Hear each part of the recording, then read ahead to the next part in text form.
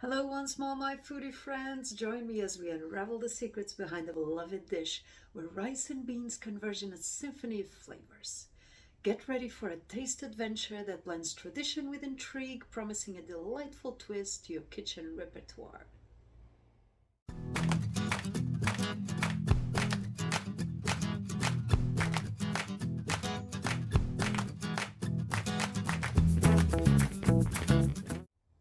So, welcome back to Tasty Portugal. Today, we're diving deep into the essence of the Portuguese culinary magic. We're going to explore a dish that holds the key to a world of flavors.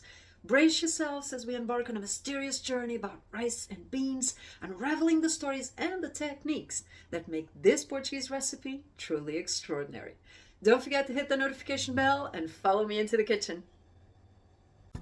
And to make this recipe, we'll need 200 grams of rice, 400 grams of canned or cooked red beans, 1 sliced onion, 1 diced tomato, 3 tablespoons of freshly chopped parsley, half red pepper diced, 2 tablespoons of tomato paste, 2 garlic cloves finely sliced, 2 bay leaves, pepper to taste, salt to taste, 800 milliliters of water, 4 tablespoons of olive oil, and 1 vegetable stock cube. So the first step is to preheat the 800 milliliters or 28 ounces of water for 2 minutes.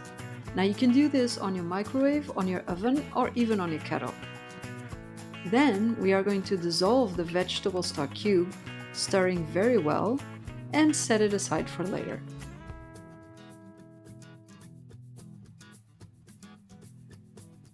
Meanwhile, in a pot, we will sauté over medium heat the 4 tablespoons of olive oil, the sliced onion,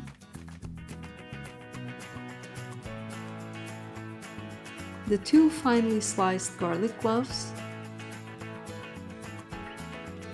the diced red pepper, and the 2 bay leaves.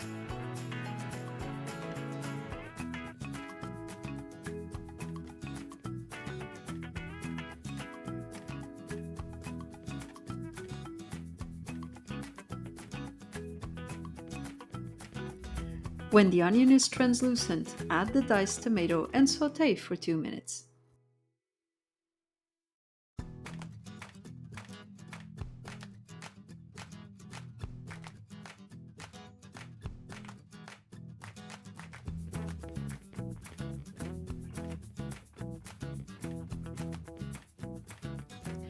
After the 2 minutes, add the rice and cook for another 2 minutes.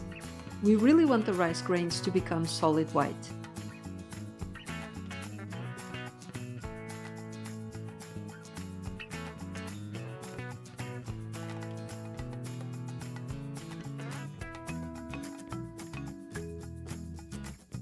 Season with salt and pepper to taste.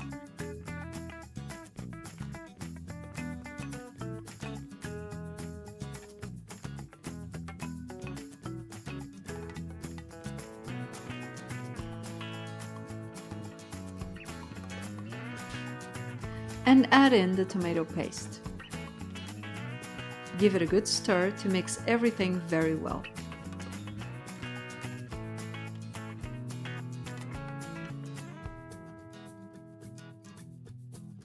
Add the red beans and 3/4 or 600 milliliters of the 800 milliliters of water with a dissolved stock cube.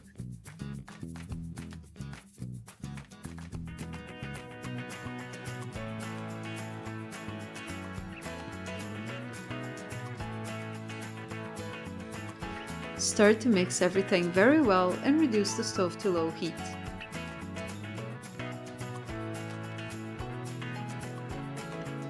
Let it cook with the lid on for 12 minutes. After the 12 minutes, uncover the pot, check if the rice is cooked to your liking, and if it is, turn off the stove, remove the lid, stir, and wait 10 to 15 minutes for it to cool down. The last step is the key for your rice to keep the much desired sauce even after reheating it the next day. So you're going to add the remaining 200 milliliters of water to the pot only when the rice has cooled down, because by then it has stopped cooking and will no longer soak up the water. Add the freshly chopped parsley, give everything a vigorous stir, and let it rest for 5 minutes before serving. And last but not least, enjoy the compliments and endless, "Oh, how did you get the sauce not to be soaked up?" Because when you serve this cream rice, I promise you the sauce will never dry out. But don't go spreading the secret around. And if you're like me and you want to know more about the history behind rice and beans, visit us at tastyportugal.com.pt and learn all about it.